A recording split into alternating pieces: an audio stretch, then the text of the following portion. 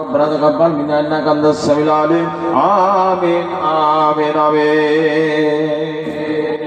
বিসমিল্লাহ করেন হ্যাঁ 25 কিলো 20 কিলো পর্দার আড়ালের মা বোনের কাছে আমার অনুরোধ যে আপনারা একটু আড়া দিকে সাইডে সাইডে বসেন, পিছনে জায়গা আছে, পিছনে জায়গা আপনারা একটু আড়া দিকে সাইডে বসার চেষ্টা নেন। মা বোনেরা আপনারা একটু আগা দিকে জায়গা খালি না খেয়ে আগা দিকের জায়গাকে পূর্ণ করেন, পিছনে আর লোক বসতে পায় না, তাদের জন্য আপনারা একটু আগে বাড়ে বসেন।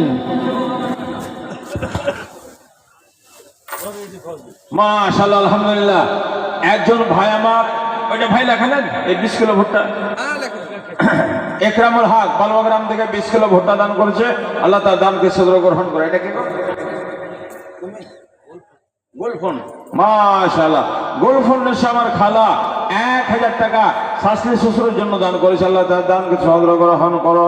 নাউযু বিকা মিন আযাবিল কবরে, নাউযু বিকা মিন আযাবিল হাসরে, নাউযু বিকা মিন আযাব জাহান্নাম, নাউযু বিকা মিন আযাবি ইয়াউমিল কিয়ামা, নাউযু বিকা মিন আযাবিন নার। গোলফোন খাতুন এখানে আল্লাহ মজলিসে আল্লাহ অজনসিয়া শোনার জন্য এসেছে। আমার খালা 1000 টাকা শ্বশুর শাড়ির জন্য দান করেছে। আল্লাহ তার দানকে তুমি সদর গ্রহণ করো, জীবনকে উজ্জ্বল করো, কবরের আযাবকে আল্লাহ তুমি দূর করে দাও।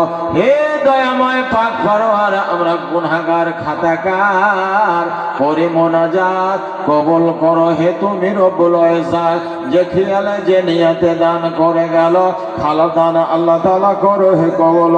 রব্বানা তাকাব্বাল মিন্না ইন্নাকা আনতাস সামিউল আলিম আমিন আমিন। শেষ করে দিই নাকি? শেষ করে দিই। এর আগে মাওলানা সাহেব চলে এসেছে। যাই হোক, কথাটা হলো মাশাআল্লাহ ফরিদ আলম, মাশাআল্লাহ ফরিদ আলম মায়ের জন্য 500 টাকা দান করেছে। আল্লাহ তার দানকে এটা মাশাআল্লাহ ফরিদ আলম রব ভাইয়ের ছেলে আল্লাহ 500 টাকা দান করে গেছে। আল্লাহ তার দানকে সদর গ্রহণ করো, জীবনকে উজ্জ্বল করো, সুখময় জীবন দাও, রোজির রোজগারে বরকত দাও। আল্লাহ আনতাস সালাম মিনকাস সালাম ওয়া তাবারাকতা যাল জালাল ইকরাম। রব্বানা তাকাব্বাল মিন্না ইন্নাকা আনতাস সামিউল আলিম ওয়া তুব আলাইনা ইন্নাকা আনতাত তাওয়াবুর রহিম। সুবহানা রাব্বিকা রাব্বিল ইজ্জাতি আম্মা ইয়াসিফুন ওয়া সালামুন আলাল মুরসালিন ওয়ালহামদুলিল্লাহি রাব্বিল আলামিন আমিন আমিন।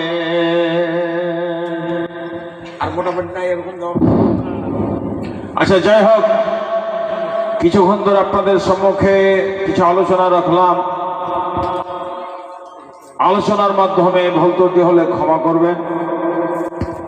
আল্লাহ পাক যেন আমাকে বলার সাথে আর আপনাদের শোনার সাথে যেন প্রত্যেক মানুষকে কোরআন হাদিসের প্রতি আমল করার তৌফিক দান করেন। সুবহানাল্লাহুম্মা আমিন।